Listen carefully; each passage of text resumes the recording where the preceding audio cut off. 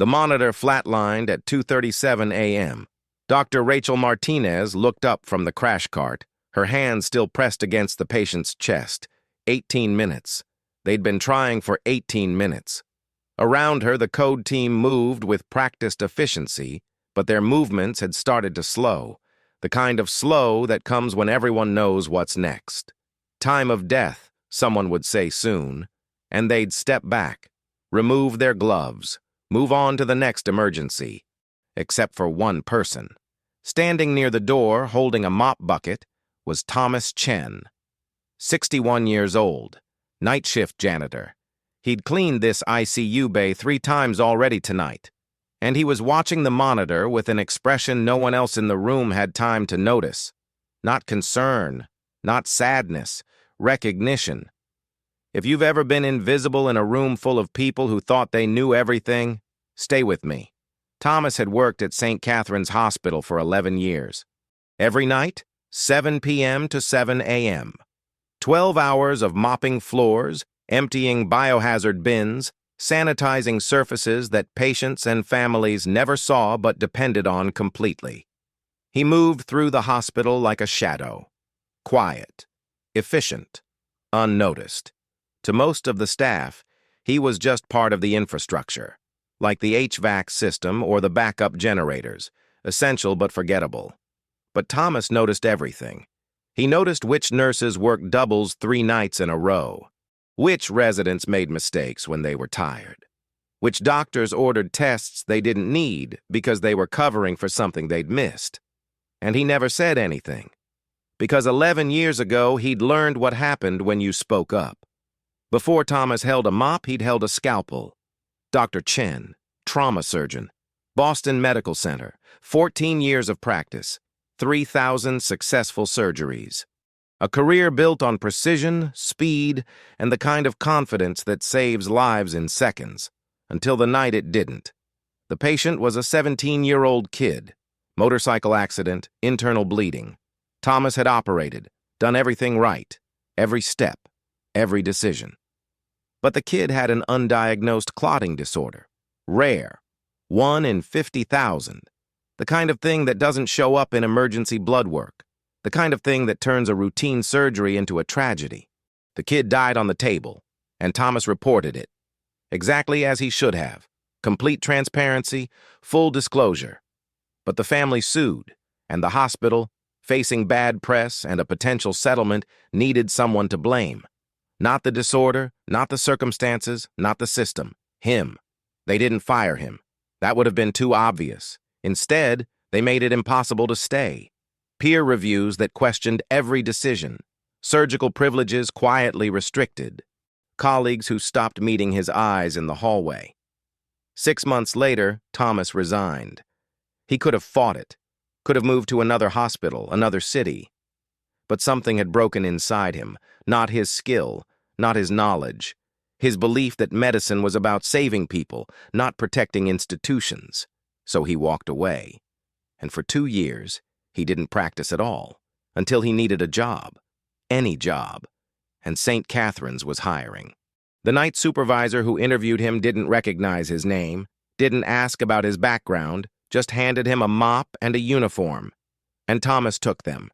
Because invisible felt safer than vulnerable. Because cleaning felt simpler than cutting.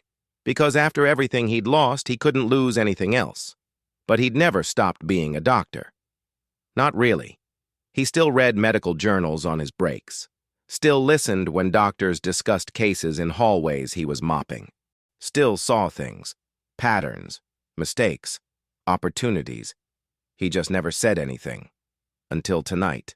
The patient in ICU Bay 4 was a 42-year-old woman named Sarah Nguyen, admitted 6 days ago with what everyone thought was bacterial pneumonia. She'd been on antibiotics, oxygen support, standard protocol. But she kept getting worse, fever spiking, oxygen saturation dropping, chest x-rays showing fluid buildup that shouldn't be there. 2 hours ago, she'd crashed. Respiratory failure. And now, despite everything the code team was doing, she wasn't coming back. Dr. Martinez called for another round of epinephrine. The nurse administered it. They waited. Nothing. Thomas stood by the door, watching. Not the patient, the monitors. Specifically the arterial blood gas readings displayed on the side screen. Numbers most people in the room were too focused on the code to notice.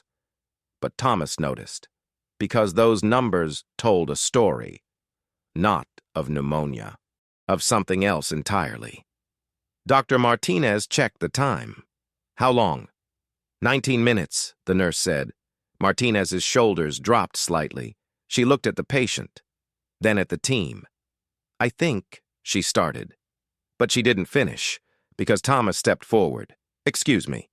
Everyone turned. For a moment, no one seemed to register who'd spoken.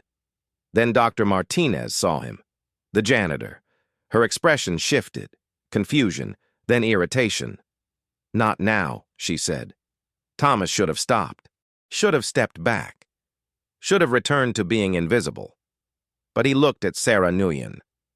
At her daughter, sitting in the waiting room down the hall, unaware that her mother had just been declared hopeless. And he couldn't. It's not pneumonia, he said quietly. What? Dr. Martinez's tone sharpened. You need to leave. Now. Please, Thomas said. Look at the ABG panel, the lactate levels, the CO2 retention pattern. This isn't infection. It's an embolism. The room went silent. Not the focused silence of a code. The stunned silence of disbelief. Dr. Martinez stared at him. You're a janitor. I was a surgeon, Thomas said. Trauma. 14 years. And she has a pulmonary embolism. Massive. Probably started as a DVT 6 days ago when she was admitted. You've been treating the symptoms, not the cause. One of the residents stepped forward. That's not possible. We checked for PE on day 2. The D-dimer was negative. Thomas shook his head. D-dimer can be negative in chronic PE, especially if the clot is partially organized. But look at the numbers. The right heart strain on the echo. The rapid decline despite antibiotics. If you don't treat this as an embolism in the next 2 minutes, she's gone. Dr. Martinez didn't move. Her hand was still on the defibrillator. Her mind was clearly racing. Who are you? Thomas met her eyes. Someone who knows what he's seeing. And right now, what I'm seeing is a patient who doesn't have time for you to decide whether to trust me. She looked at the monitors, then at the resident. Pull up the last echo. The resident hesitated. Do it. The images appeared on the screen. Right ventricular dilation, septal bowing, signs of strain, signs they'd attributed to pneumonia and fluid overload. But Thomas was right. It fit PE better. Martinez turned back to him. If you're wrong, I'm ending a code based on the word of a janitor. If I'm wrong, Thomas said, nothing changes. She's already gone. But if I'm right, you have one chance. She stared at him for 3 long seconds. Then she turned to the team. Get me a thrombolytic. Now. TPA. Full dose. The nurse's eyes widened. Doctor, if this isn't, just do it, Martinez snapped. They moved. Fast. Within 90 seconds, the medication was pushed. And then they waited. 10 seconds, 20, 30. The monitor beeped. Once, then again. A rhythm. Weak. Irregular. But there. Oh my God, the resident whispered. Dr. Martinez didn't celebrate. She just started giving orders. Stabilize her. Get her to CT. Confirm the embolism. Prep for possible thrombectomy if the clot doesn't dissolve. Move. The team swarmed the patient. Thomas stepped back. Back to the corner. Back to his mop bucket. Back to invisible. But Dr. Martinez caught his arm. Wait. He stopped. Who are you? She asked again. This time her voice was different. No one important, Thomas said. Just someone who was paying attention. She looked at him. Really looked. Not at the uniform. At the person underneath. What happened to you? He didn't answer. She didn't push. But she didn't let go of his arm either. Thank you, she said quietly. He nodded. Then he left. 3 hours later, Sarah Nguyen was stable. The CT confirmed a massive pulmonary embolism. Partially organized. Chronic. Exactly as Thomas had said. The thrombolytic had dissolved enough of the clot to restore circulation. She'd need weeks of recovery, but she was alive.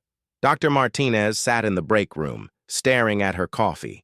Her hands were still shaking, not from adrenaline, from the realization of how close they'd been to giving up. How close she'd been to calling time of death on a patient who could be saved, because she hadn't seen it, hadn't considered it, hadn't listened, until a janitor forced her to. She pulled out her phone, opened the hospital database, searched for Thomas Chen, and found nothing. No employee file beyond basic custodial records, no medical license listed, no history. She frowned. Then she called HR. I need information on one of our night staff. Thomas Chen, janitorial.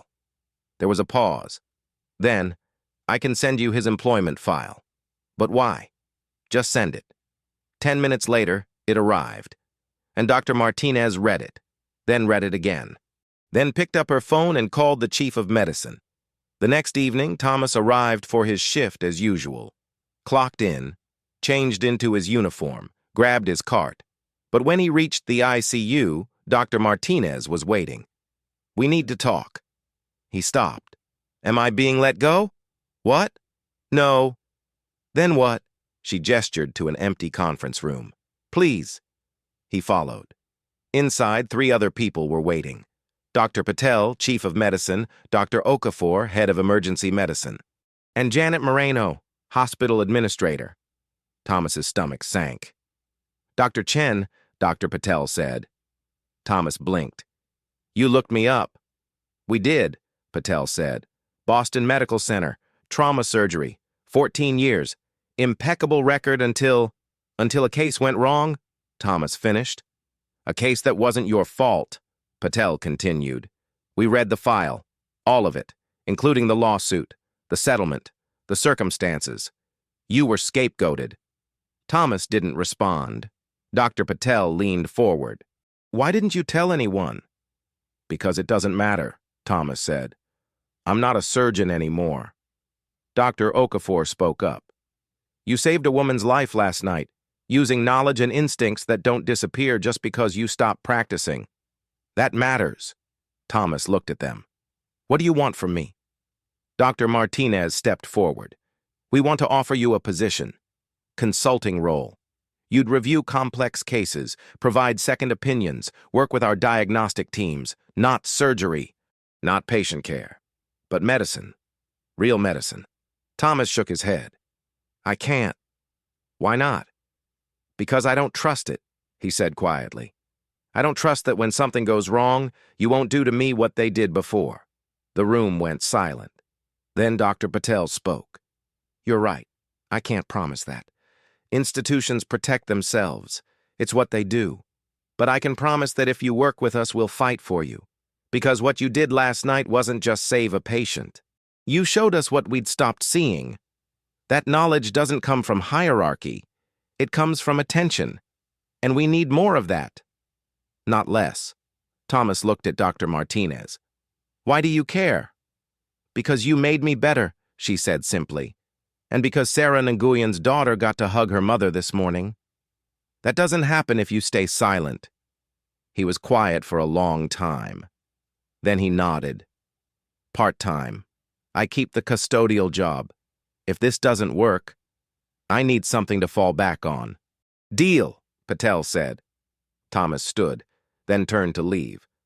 Dr. Chen? Patel called. He looked back. Welcome back.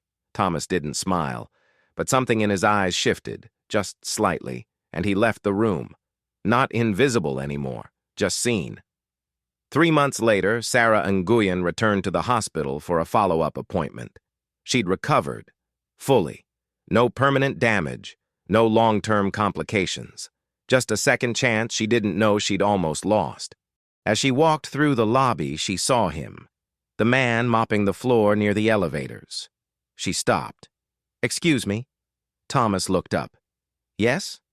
You probably don't remember me, she said. But you saved my life. I heard what you did. How you saw what no one else did. He set the mop down. I'm glad you're doing well. She studied him. "Why are you still—" She gestured to the mop. He smiled faintly. "Because someone has to keep this place clean. And because I like knowing that even when no one's watching, I'm still making a difference." She nodded slowly, then held out her hand. "Thank you." He shook it. "You're welcome." She walked away, and Thomas went back to mopping. But this time, when a resident passed by and nodded at him in recognition, Thomas nodded back. Not as a janitor, not as a consultant, just as someone who'd learned that value doesn't come from titles. It comes from showing up, paying attention, and being willing to speak even when no one expects you to. Especially then. Years later, Dr. Martinez would tell medical students about that night, about the code that should have ended, about the janitor who saw what they'd missed. And she'd tell them the most important lesson she'd ever learned. The people you overlook might be the ones who save you, not because they have power, but because they have something more important. They see the truth, and they care enough to speak it. Even when the cost is high, even when no one's listening, even when they have every reason to stay silent. That, Dr. Martinez would say, is what medicine should be. Not hierarchy, not ego, just humans helping humans. And sometimes, the most important human in the room is the one you didn't think to notice, until you did. If this story reached you, share where you're watching from.